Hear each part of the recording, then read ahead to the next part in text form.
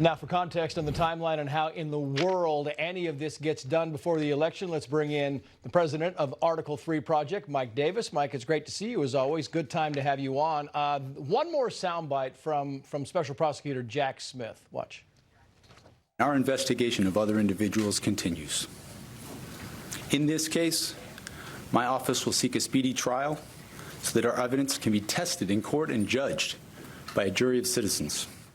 I mean, speedy trial, Mike, but get in line because you got a list of these things. How in the world he's got a pending case already against the former president. How in the world do you get these trials in before the election, which, by the way, is 15 months away?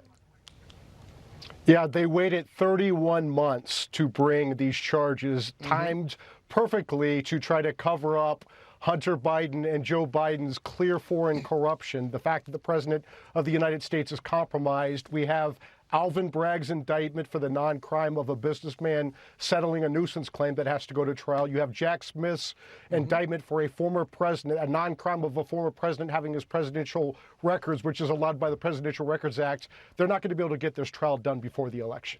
What about Trump's team? I mean, do they have a way to slow this down? Do they have due process rights where they can say, whoa, whoa, whoa, we need time to get our ducks in a row?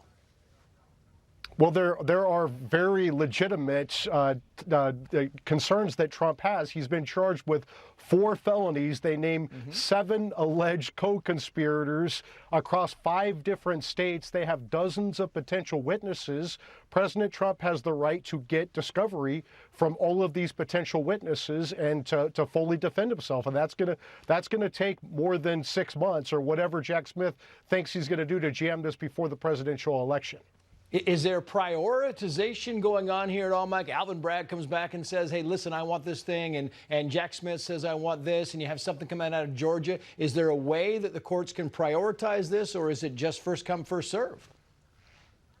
That's a very good question because this is clearly Democrat lawfare against President Trump to take him out as a presidential candidate because they fear they can't beat him in November of 2024. They don't want to move forward very quickly on their Mar-a-Lago case because you actually are going to have a fair judge and a fair jury. In this D.C. case, you're going to have a jury pool that's 95% Trump deranged and an Obama-appointed judge who has shown in the past that she's not going to be fair.